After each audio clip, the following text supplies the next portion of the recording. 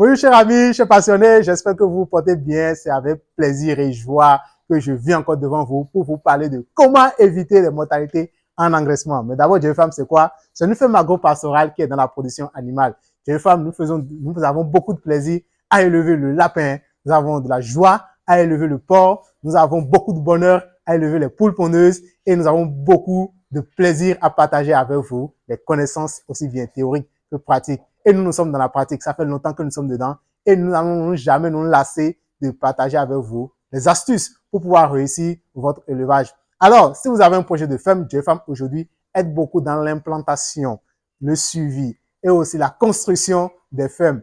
Venez chez nous. Nous allons vous donner de A à Z, du début jusqu'à la fin, tout le processus. Comment est-ce que vous devez faire pour pouvoir gagner, pour pouvoir avoir une ferme bien construite, bien disposée, avec des résultats certainement bien établis. Maintenant, n'oubliez pas aussi qu'il y a le volet formation de Dieu Femme, qui est très important. Parce que je dis toujours que lorsque vous voulez vous lancer dans quelque chose, il faut avoir une idée réelle de comment ça se passe, des choses pour éviter que vos ouvriers ou bien vos techniciens ne vous induisent en erreur.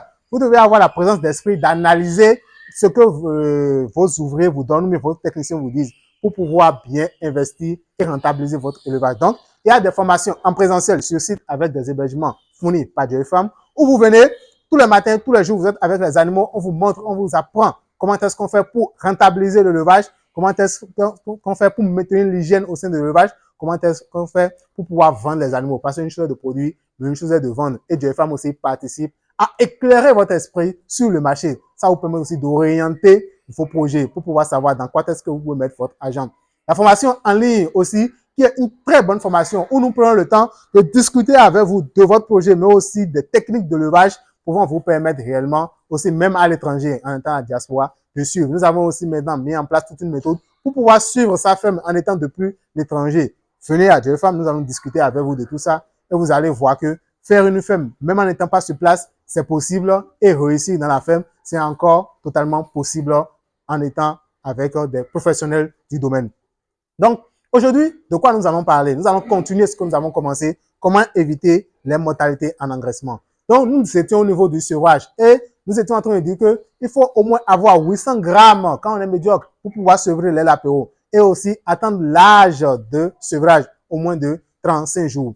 Maintenant, l'autre chose qui est important, le sevrage est un phénomène de stress.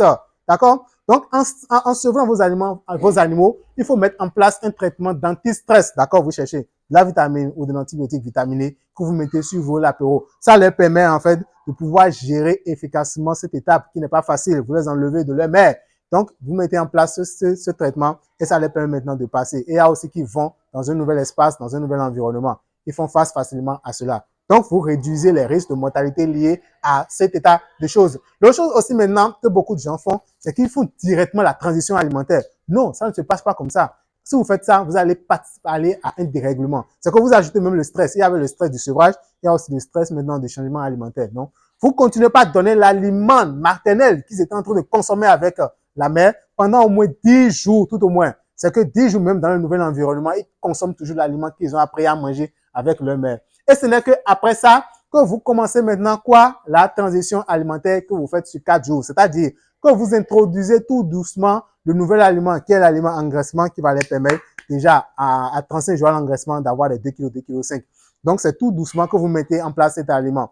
Vous faites ça sur 4 jours et maintenant, les animaux sont maintenant totalement sous cet aliment. Maintenant, durant aussi ce processus, il y a le foie qui peut réagir parce que lorsque vous envoyez un nouveau aliment, si vous ne mettez pas en place, toute une série de protections, vous allez avoir des gastro-entérites, vous allez avoir des réactions gastriques, vous allez avoir des diarrhées, vous pouvez aussi perdre des animaux à ce niveau. Donc, qu'est-ce qu'on fait?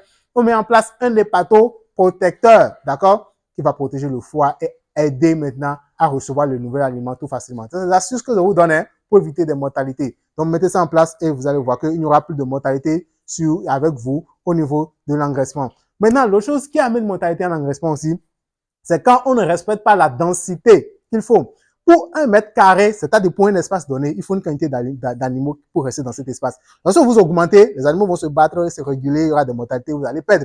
Donc, dans ce mètre carré, je mets combien de lapins? Normalement, il faut 12 à 14 lapins adultes par mètre carré, d'accord, de surface. Donc, respectez cela tout au moins pour éviter d'avoir en fait des problèmes. Et aussi, séparer les mâles des femelles. Parce que si vous ne faites pas cette séparation, vous allez encourager des appétits sexuels indésirables. Là, les mâles vont commencer par se battre, par se déchirer les testicules. Et là, vous allez avoir des mortalités liées uniquement au fait que vous n'avez pas séparé les mâles des femelles. Donc, essayez de séparer. Ça vous permet même aussi d'éviter des grossesses que vous ne désirez pas, que vous ne désirez pas aussi. Donc, c'est très important. L'autre chose aussi, c'est qu'il faut envoyer de l'aliment en quantité. C'est qu'il faut un accès facile à l'aliment et à l'eau. Parce que s'il n'y a qu'un seul mangeoire pour 10 lapins, lorsque vous allez servir de l'aliment, ils vont se battre pour aller manger. Et les plus gros continuent toujours par se battre. Et là aussi, vous allez voir que ils vont commencer aussi par faire des bagarres. Vous allez avoir des mortalités. Aussi, en engraissement, il est conseillé de servir l'aliment dans la soirée. Ça, c'est une astuce. Pourquoi? C'est dans une autre vidéo que je vais vous parler. Et l'autre chose aussi qu'il faut faire, c'est de mettre les animaux de même taille.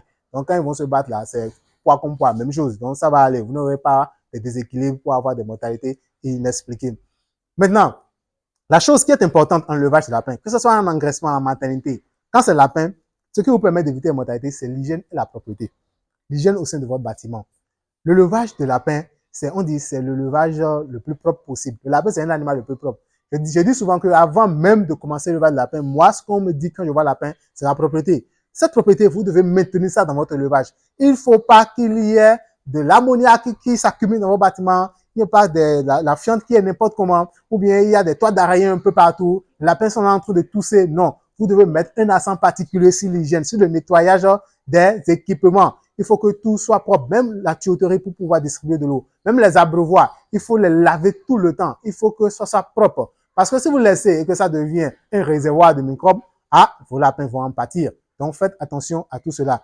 Maintenant, en dernière position, il y a la prophylaxie de suivi lorsque nous sommes en engraissement. Comment est-ce que vous suivez? Quels médicaments vous donnez? À quel moment? Quel apport de nutriments vous faites? À quel instant? Lorsque vous allez venir à la formation aussi bien théorique qu'en ligne de Joyfarm, nous allons vous montrer réellement comment est-ce qu'on fait la prophylaxie, comment est-ce qu'on établit la prophylaxie d'un lapin en engraissement pour éviter des mortalités. Certes, il n'y a pas le risque zéro. C'est que même en faisant votre business plan, nous allons prévoir que vous allez avoir une mortalité de 10% au niveau de la maternité et de 15% au niveau de 5% pardon, au niveau de l'engraissement. Donc, aujourd'hui, pour pouvoir même ne pas atteindre ces 5%, c'est que vous devez travailler à respecter tout ce que nous venons de dire. Et vous allez voir que le levage de lapin, c'est facile, c'est rentable et avec un peu de méthode, avec un peu de sérieux, de rigueur, de suivi, on a tout le retour que cela peut nous donner. N'hésitez pas à vous lancer.